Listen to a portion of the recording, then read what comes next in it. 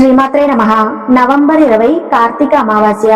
అమావాస్య రోజు చేయవలసిన పనులు, చేయకూడని పనుల గురించి ఇవాల్టి వీడియోలో తెలుసుకుందాం. కార్తీక అమావాస్య చాలా శక్తివంతమైన రోజు. ఈ రోజు చేయవలసిన పనులు, చేయకూడని పనుల గురించి ఈ వీడియోలో తెలుసుకుందాం. అలాగే మీరు ఈ వీడియోని చివరి వరకు చూసినట్లయితే పూర్తి విషయం అంతా కూడా అర్థమవుతుంది. ఈ వీడియోకి లైక్ చేసి జై శ్రీకృష్ణ అని కామెంట్ చేయండి. నవంబర్ 20 గురువారంతో కూడిన అమావాస్య వచ్చింది. ఎప్పుడైనా సరే అమావాస్య తిథి గురువారంతో కలిసి వస్తే చాలా శక్తివంతమైన రోజుగా పండితులు చెబుతూ ఉన్నారు. గురువారంతో కూడిన అమావాస్య రోజు కొన్ని పరిహారాలు పాటిస్తే జన్మ జన్మల పాపాలు, దోషాలను తొలగింప చేసుకోవచ్చని ఆధ్యాత్మిక పండితులు చెబుతున్నారు. నవంబర్ 20వ తేదీ గురువారంతో కూడి అమావాస్య రోజు సూర్యోదయానికి పూర్వమే తలస్నానం చేయాలి. తల మీద నీళ్లు పోసుకోవాలి. తలంటు స్నానం చేయకూడదు. తలస్నానం చేసిన తర్వాత పూజా మందిరంలో దీపాన్ని వెలిగించాలి. పూజా గదిలో దీపం వెలిగించిన తర్వాత లక్ష్మీదేవికి మిరియపు గంధాన్ని సమర్పించాలి. మిరియపు గంధము అంటే ఏమిటి అంటే, ఒక మిరియపు గింజను తీసుకుని దాన్ని నీళ్ళల్లో తడిపి గంధంలాగా అరగతీసి మిరియపు గంధం వస్తుంది. ఆ మిరియపు గంధాన్ని మీ ఇంట్లో పూజా మందిరంలో ఉన్న లక్ష్మీదేవి చిత్రపటానికి బొట్టు పెట్టాలి. లక్ష్మీదేవి ఫోటో ముందు దీపం పెట్టి పూజిస్తే లక్ష్మీ కటాక్షం కలిగి మీ ఇల్లు అష్టైశ్వర్యాలతో తొలతూగుతుంది. అలాగే అమావాస్య నాడు పితృదేవతలను స్మరిస్తే వారి అనుగ్రహం మనపై కలిగి సకల సంపదలను అనుగ్రహిస్తారట. అలాగే పూజ చేసుకున్నాక అంటే దీపం పెట్టిన తర్వాత మీ గృహంలో ఏదో ఒక మూల గాజు గ్లాసు పెట్టి ఆ గాజు గ్లాసులో నీళ్లు పోసి ఆ నీళ్లలో రాళ్ల ఉప్పు కలపాలి. రాళ్ల ఉప్పు కలిపిన గాజు గ్లాసు నీటిని హాల్లో గుమ్మానికి ఒక మూల లోపల వైపు పెట్టాలి. గురువారం అమావాస్య రోజు అలాగే ఉంచి మరుసటి రోజు ఆ నీళ్లను ఎక్కడైనా చెట్టు మొదట్లో పోయాలి. ఇలా చేస్తే ఇంట్లో ఉన్న నెగిటివ్ ఎనర్జీ మొత్తం బయటకు పోతుంది. కుటుంబ కలహాలన్నీ తొలగిపోతాయి. అమావాస్య రోజున బియ్యపిండిలో పంచదార కలిపి చీమలకు ఆహారంగా వేయండి. ఇలా చేయటం వలన మన పూర్వీకుల ఆశీర్వాదాలను పొందవచ్చు. వారి ఆశీస్సులతో మన కోరిన కోరికలు నెరవేరుతాయి. అలాగే గురువారంతో కూడిన ఈ అమావాస్య రోజు దేవతా వృక్షాలకు అంటే రావి చెట్టు, మర్రి చెట్టు, వేప చెట్టు, జమ్మి చెట్టు, తులసి చెట్టు వంటి వృక్షాలకు నీళ్లు పోసి దీపం పెడితే చాలా మంచిది. ఈ రోజు ఇలా చేస్తే జన్మజన్మల పాపాలు, దోషాలు తొలగిపోయి అదృష్టం కలిసి వస్తుంది. అలాగే సాయంకాలం పూట ఇంటి ముందు ఒక ప్రత్యేకమైన దీపాన్ని వెలిగించాలి. ఆ దీపాన్ని ఎలా వెలిగించాలంటే, తమలపాకులు ఇంటి గుమ్మం ముందు ఏర్పాటు చేసి ఆ తమలపాకుల మీద రాళ్ళ ఉప్పు పోసి ఆ రాళ్ళ ఉప్పు మీద నల్ల నువ్వులు వేయాలి. ఆ రాళ్ళ ఉప్పు మీద ఒక కొత్త మట్టి ప్రమిద పెట్టి ఆ మట్టి ప్రమిదలో నువ్వుల నూనె పోసి 2 లేదా 3 ఒత్తులు విడిగా వేసి దీపాన్ని వెలిగించాలి. సాయంకాలం పూట ఇలా గుమ్మం ముందు దీపం పెడితే ఇంటికి ఉన్న దృష్టి దోషాలు, శత్రు బాధల నుంచి బయటపడవచ్చు. అమావాస్య రోజున నువ్వులతో చేసిన ఆహార పదార్థాలను దానం చేయటం వల్ల విష్ణుమూర్తి అనుగ్రహం లభిస్తుంది. అలాగే ఉపవాసం ఉండటం వల్ల పూర్వీకులు మోక్షం పొంది పుణ్యఫలం పొందుతారని మత విశ్వాసం. అమావాస్య నాడు ఆవులకు ఆహారం పెడితే ముక్కోటి దేవతల అనుగ్రహాన్ని పొందవచ్చు. ఆర్థిక సమస్యలు పోగొట్టుకునేందుకు చేపలకు ఆహారాన్ని వేయటం మంచిది. గురువారంతో కూడిన అమావాస్య రోజు అన్నదానం చేసిన, వస్త్రదానం చేసిన జాతక దోషాలన్నీ తొలగిపోతాయని జ్యోతిష్య పండితులు చెబుతూ ఉన్నారు. అలాగే గురువారం అమావాస్య చాలా శక్తివంతమైన రోజు కాబట్టి ఈ రోజు మీకు దగ్గరలో ఉన్న గ్రామ దేవతలను దర్శనం చేసుకుని వీలైతే గ్రామ దేవతలకు నిమ్మకాయల దండను సమర్పించండి. లేదా గ్రామ దేవతల దగ్గర నిమ్మ దీపాలు వెలిగించండి. ఇలా చేయటం వల్ల కుటుంబ కలహాలు, అనారోగ్య సమస్యలు తొలగిపోయి గ్రామ దేవతల అనుగ్రహాన్ని పొందుతారు. అమావాస్య అంటే లక్ష్మీదేవికి అత్యంత ప్రీతికరమైన రోజుగా మన పురాణాలు చెబుతున్నాయి. కాబట్టి అమావాస్య రోజు లక్ష్మీదేవిని పూజించడం మంచిది. ఇంటికి ఈశాన్యంలో ఆవు నెయ్యితో దీపం వెలిగిస్తే ఎంతో మంచిది. గ్రామ దేవతలకు గురువారంతో కూడిన అమావాస్య రోజు బెల్లం దోశను కాని, పులగం కాని, పెరుగన్నం కాని నివేదించి దాన్ని అక్కడ అందరికీ పంచిపెట్టి మీరు ప్రసాదంగా స్వీకరిస్తే ఆర్థిక, ఆరోగ్య, కుటుంబ సమస్యల నుంచి చాలా సులభంగా బయటపడవచ్చు. అలాగే గురువారంతో కూడిన అమావాస్య చాలా శక్తివంతమైన రోజు కాబట్టి నిమ్మకాయ పులిహోరను దేవాలయ ప్రాంగణంలో కానీ లేదా ఎక్కడైనా సరే 11 మందికి పంచిపెట్టండి. దానివల్ల రాహుకేతు దోషాలు తొలగిపోతాయి, సమస్త శుభాలు కలుగుతాయి. అలాగే గురువారం అమావాస్య చాలా శక్తివంతమైన రోజు కాబట్టి దుర్గా ఆలయ దర్శనం కానీ, కాలభైరవ ఆలయ దర్శనం కానీ, శివాలయ దర్శనం కానీ, ఆంజనేయ స్వామి ఆలయ దర్శనం కానీ ఖచ్చితంగా చేసుకోండి. గురువారంతో కూడిన అమావాస్య రోజు ఏ ఆలయ దర్శనం చేసుకున్నా, అక్కడ పూజ చేయించుకున్నా ఉత్తమ ఫలితాలు కలుగుతాయి. అమావాస్య రోజు వివాహం, గృహప్రవేశం, నామకరణం మొదలైన శుభకార్యాలు చేయటం నిషేధం. అమావాస్య రోజున స్త్రీలను, వృద్ధులను, పేదవారిని అవమానించకూడదు. అమావాస్య రోజు వీలైనంత ఎక్కువ మంది నిరుపేదలకు సహాయం చేయాలి. అమావాస్య తిథి నాడు బిచ్చగాడు మీ ఇంటికి వస్తే అతని ఖాళీ చేతులతో తిప్పి పంపకండి. అమావాస్య రోజు సూర్యోదయం అయ్యేంత వరకు నిద్రపోతే అది దరిద్రానికి దారితీస్తుంది కనుక సూర్యోదయానికి ముందే నిద్ర లేవాలి. అమావాస్య రోజు మధ్యాహ్నం నిద్రపోవటం కూడా దరిద్రానికి దారితీస్తుంది కనుక అమావాస్య మధ్యాహ్నం ఒక్కరోజు నిద్రించకపోవటమే మంచిది. అమావాస్య రోజు రాత్రి భోజనం చేయుట కూడా దరిద్రహేతువుగా భావిస్తారు. అయితే మధ్యాహ్నం భోజనం చేసి రాత్రి ఫలాహారాలను తీసుకోవటం ఉత్తమం. అమావాస్య రోజు గడ్డం తీసుకోవటం, జుట్టు కత్తిరించుకోవటం, గోర్లు కత్తిరించడం చేయరాదు. ఇలా చేస్తే దరిద్రానికి దారితీస్తుంది. అమావాస్య రోజు భార్యాభర్తలు శృంగారంలో పాల్గొనరాదు. అమావాస్య రోజున కొత్త పనులను, శుభకార్యాలను చేయరాదు. అదేవిధంగా కొనసాగుతున్న పనులను నిలపరాదు.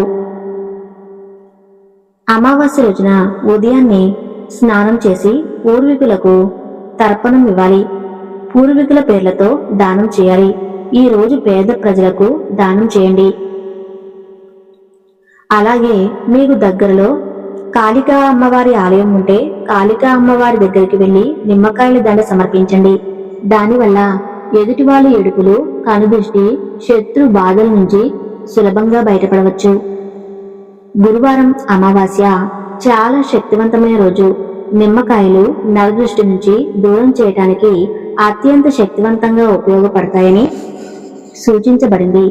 ఇక శక్తివంతమైన అమావాస్య రోజు నరదృష్టి పోవటానికి చేయవలసిందల్లా నిమ్మకాయలు 4 భాగాలుగా కోసి తమలపాకు మీద కాస్త ఉప్పు వేసి ఆ నిమ్మకాయ ముక్కలు ఉంచి పసుపు కుంకుమలు వేసి పెట్టాలి.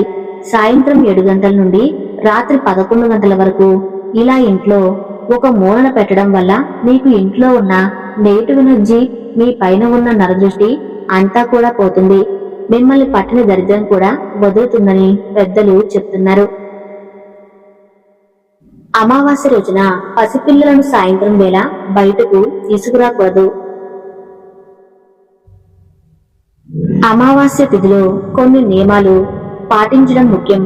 మీరు ఈ రోజున మర్చిపోయి కూడా వృద్ధుల పట్ల అనుచితంగా ప్రవర్తించకండి. ఈ రోజు మద్యం లేదా మాంసాన్ని తీసుకోవద్దు. అమావాస్య సాయంత్రం రావి చెట్టు కింద ఆవాల నూనె దీపం వెలిగిస్తే శుభ ఫలితాలు కలుగుతాయి. మాసం చివరి రోజు పాటించాల్సిన నియమాలు. కార్తీక మాసంలో కృష్ణపక్షంలో వచ్చే అమావాస్యనే కార్తీక అమావాస్య అని అంటారు. నవంబర్ 20వ తేదీన గురువారం నాడు కార్తీక అమావాస్య ఏర్పడింది. దీన్నే భౌమావతి అమావాస్య అని అంటారు. నవంబర్ 20వ తేదీన కార్తీక అమావాస్యతో కార్తీక మాసం ముగిసిపోతుంది. శివునికి ప్రీతికరమైన ఈ కార్తీక అమావాస్య నాడు శివుడిని ఎలా పూజించాలి, అలాగే పాటించాల్సిన నియమాలు ఏంటో ఈ వీడియోలో తెలుసుకుందాం. కార్తీక అమావాస్య రోజున చేసే పూజలకు విశేషమైన పుణ్య ఫలితం లభిస్తుంది. సంవత్సరం మొత్తం సకల శుభాలు కలుగుతాయి. గురువారంతో కలిసి వచ్చే ఈ అమావాస్య చాలా శక్తివంతమైనది.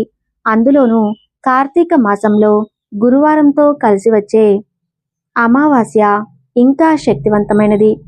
కాబట్టి నవంబర్ 20వ తేదీన గురువారం నాడు ఉదయం ఇంట్లో శివపూజ చేసుకోవాలి. కార్తీక మాసంలో వచ్చే చివరి రోజున ఎవరైతే శివుడిని పూజిస్తారో అలాంటి వారికి శివుని సంపూర్ణ ఆశీర్వాదం లభిస్తుంది. అయితే శివునికి అత్యంత ఇష్టమైన దీపాలలో నారికేళ దీపం ఒకటి. ఈ నారికేళ దీపాన్ని కార్తీక మాసంలో వెలిగిస్తే అంతులేని ఐశ్వర్యం సిద్ధిస్తుంది, శివుని ఆశీర్వాదం లభిస్తుంది.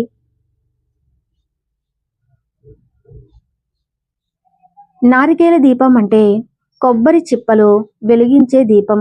ఆవు నెయ్యిని పోసి అందులో 3 ఒత్తులు వేసి శివుని ముందు ఈ కొబ్బరి చిప్ప దీపాన్ని వెలిగించాలి.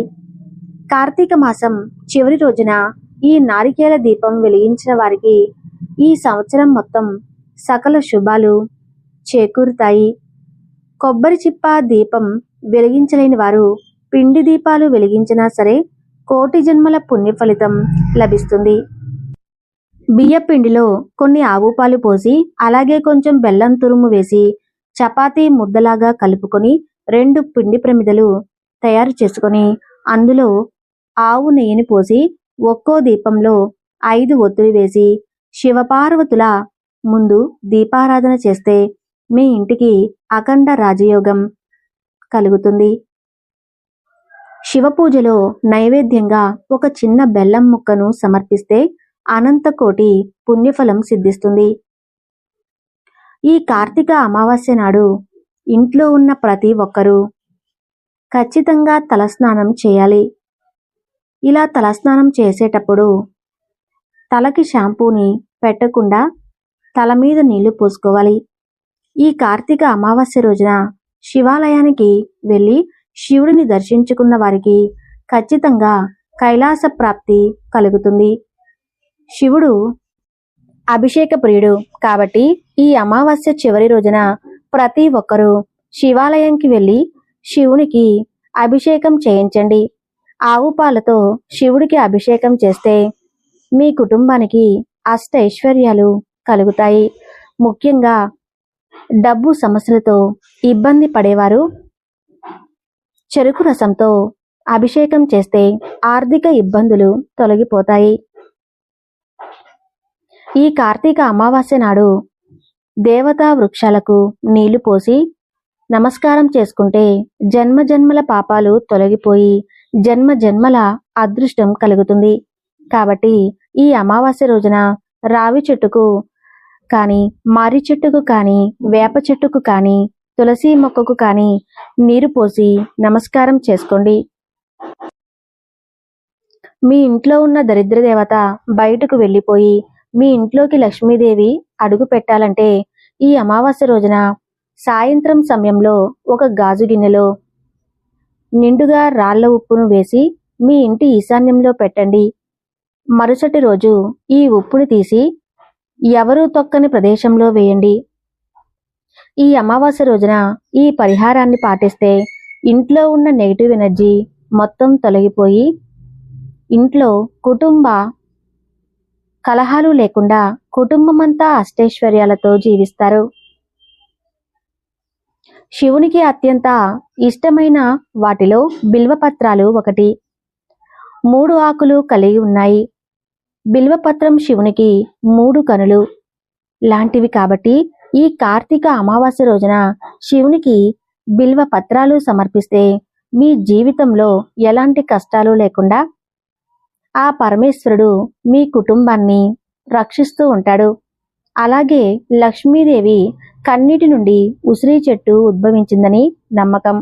కాబట్టి శివుని ఆశీర్వాదంతో పాటు లక్ష్మీదేవి కటాక్షం మీకు మీ ఇంటిపై ఉండాలంటే ఈ అమావాస్య రోజున ఉసిరికాయ దీపం వెలిగిస్తే లక్ష్మీదేవి సంపూర్ణ ఆశీర్వాదం ఉంటుంది. ముఖ్యంగా అమావాస్య నాడు ఉసిరి చెట్టుకు ముట్టుకుని ఉసిరి చెట్టుకు నమస్కారం చేసి మీ మనసులో ఏది కోరుకున్నా సరే అది ఖచ్చితంగా నెరవేరుతుంది. ఈ కార్తీక మాసం చివరి రోజున సాయంత్రం 6 గంటల సమయంలో ప్రతి ఒక్కరూ తప్పకుండా ఇంటి గుమ్మం ముందు 2 దీపాలు వెలిగించండి. అలాగే అనారోగ్య సమస్యలతో బాధపడేవారు ఈ అమావాస్య రోజున ఏదైనా అమ్మవారి ఆలయానికి వెళ్ళి నిమ్మకాయ మాలను సమర్పిస్తే అనారోగ్య సమస్యలన్నీ తొలగిపోయి ఆయురారోగ్యాలతో జీవిస్తారు. కార్తీక అమావాస్య రోజున రాత్రి సమయంలో ఆహారం తినకూడదు. రాత్రి సమయంలో ఆహారం తినకుండా ఖచ్చితంగా ఉపవాసం ఉండాలి. మన హిందూ ధర్మంలో గుమ్మడికాయను లక్ష్మీదేవి స్వరూపంగా భావిస్తారు. ఏ ఇంటి ముందు అయితే గుమ్మడికాయ ఉంటుందో అలాంటి ఇళ్లల్లో ఎలాంటి కష్టాలు లేకుండా సిరి సంపదలతో జీవిస్తారు. కాబట్టి ఈ కార్తీక అమావాస్య నాడు ఒక కొత్త గుమ్మడికాయను మీ ఇంటికి తెచ్చుకొని గుమ్మడికాయకు కుంకుమ బొట్టు పెట్టి మీ ఇంటి ముందు కట్టి గుమ్మడికాయకు ధూపం వేయండి. గుమ్మడికాయ కట్టలేని వారు కలబంద మొక్కను వేలాడదీయవచ్చు. మన కుటుంబంపై నరదిష్టి పడితే మన కుటుంబంలో ఎన్నో సమస్యలు ఏర్పడతాయి. కాబట్టి కార్తీక అమావాస్య నాడు ఇంట్లో ఉన్న ప్రతి ఒక్కరూ కల్లుప్పుతో దిష్టి తీసుకోండి. దీనివల్ల ఈ ఎదుటివారి ఏడుపులు మన కుటుంబంపై పడకుండా ఉంటాయి. అమావాస్య రోజున తలకు నూనె రాయకూడదు. అలాగే భార్యాభర్తలు బ్రహ్మచర్యం పాటించాలి. ఈ అమావాస్య రోజున లక్ష్మీదేవికి సంబంధించిన కొన్ని ప్రత్యేక పరిహారాలను పాటిస్తే మీ జీవితంలో డబ్బుకు లోటు ఉండదు. అయితే మనలో చాలా మందికి ఎక్కువ డబ్బులు సంపాదించాలని ఉంటుంది. కానీ మనకి అదృష్టం కలిసి రాక డబ్బు కష్టాలు వెంటాడుతూ ఉంటాయి. అయితే ఈ కార్తీక అమావాస్య రోజున సాయంత్రం స్నానం చేసి మీ పూజా గదిలో ఉన్న లక్ష్మీదేవి పటం ముందు ఒక నెయ్యి దీపం వెలిగించి లక్ష్మీదేవిని పూజిస్తే మీ ఇంటిపై సంపూర్ణ లక్ష్మీ కటాక్షం సిద్ధిస్తుంది. ఇంట్లో ఎలాంటి డబ్బు సమస్యలు లేకుండా మీ ఇంటి ఆదాయం పెరుగుతుంది. ఈ కార్తీక అమావాస్య రోజున ఎవరికైనా 11 మంది పేదవారికి నిమ్మకాయ పులిహారను పంచిపెట్టండి. ఈ రోజున పేదవారికి చేసే దానాలు వల్ల కోటి జన్మల పుణ్య ఫలితం లభించడంతో పాటు ముక్కోటి దేవతల ఆశీర్వాదం లభిస్తుంది. కార్తీక అమావాస్య రోజున పాటించాల్సిన నియమాలు, పూజా విధానం తెలుసుకున్నారు కదా. ఈ వీడియో మీకు నచ్చితే తప్పకుండా లైక్ చేసి ఓం నమః శివాయ అని కామెంట్ చేయండి.